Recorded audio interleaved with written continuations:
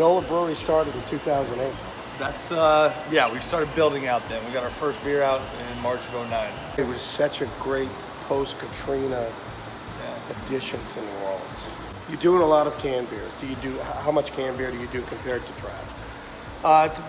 It's getting close to 50-50. For a while it was draft heavier, and now our package sales are starting to catch up. So how many cans are you, how many cases of?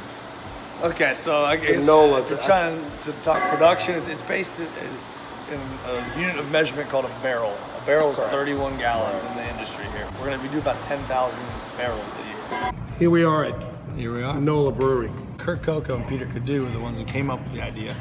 Then they found me and brought me in before we started. Because you had traveled around the country sort of as brewmaster. So I can't take credit for the idea, but I've been here from day one since we got the equipment, build out everything, and grown up with this company, and very proud to accomplish what we have.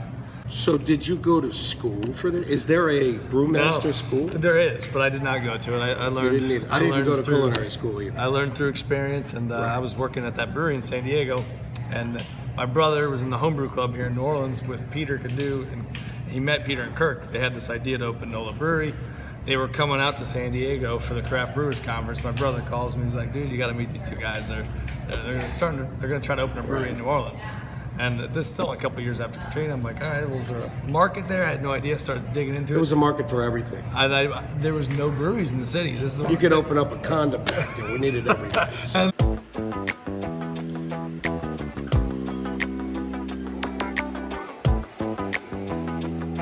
My brother calls me up. He's like, these two guys are trying to start a brewery in New Orleans. I started digging into it. I'm like, there's no freaking breweries in New Orleans. Why the hell not?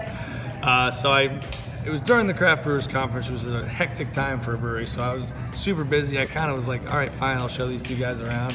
I met them, we hit it off, and hung out all week. Like by the end of the week, like, you want to come help me start this? I was like, absolutely. When am I going to get to taste this 18%? We don't have an 18%. Damn! We have a 10% beer. I can let you try it. You do have some in-house? Oh, we got it. It was a partnership with Sucre, actually. We brewed it with macaroons. We threw 250 pounds of macaroon shells into the brew kettle. Let's walk through the process of barley to hops. So, it starts with barley. We call it malt because it's malted barley. In the first phase of just the barley, you can control alcohol content, color, and some of the flavor. So we got all that together. We're gonna throw it through the mill. That's where we're cracking the grains open. And we're getting access to the starch on the inside. At that point, we're gonna send it to the brew house. We have a 4-vessel brew house.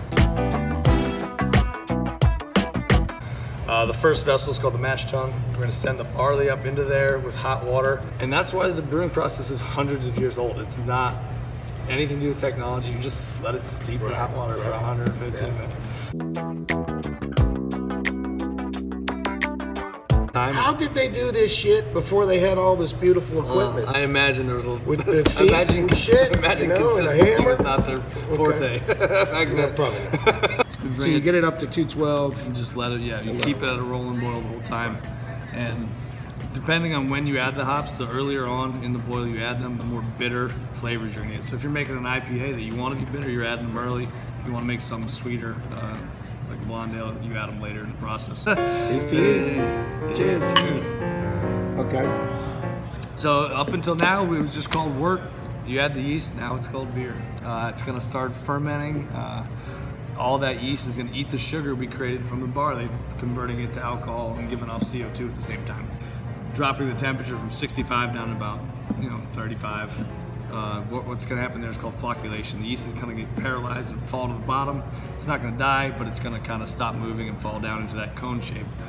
Yeah. And then the mash, the barley, goes to feed the cows.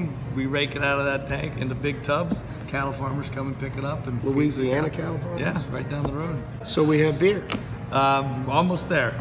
Flat bottom tank is where we carbonate it. We're gonna plug in a CO2 hose to the carbonation stone, run CO2 through it, carb it up, and at that point, we're ready to package it.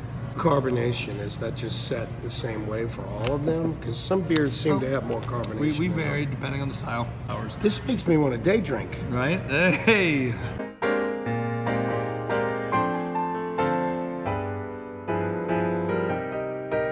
So, McClure Barbecue, a legendary barbecue place in uptown Absolutely. New Orleans, ends up in NOLA Brewery. Yeah. How does this happen?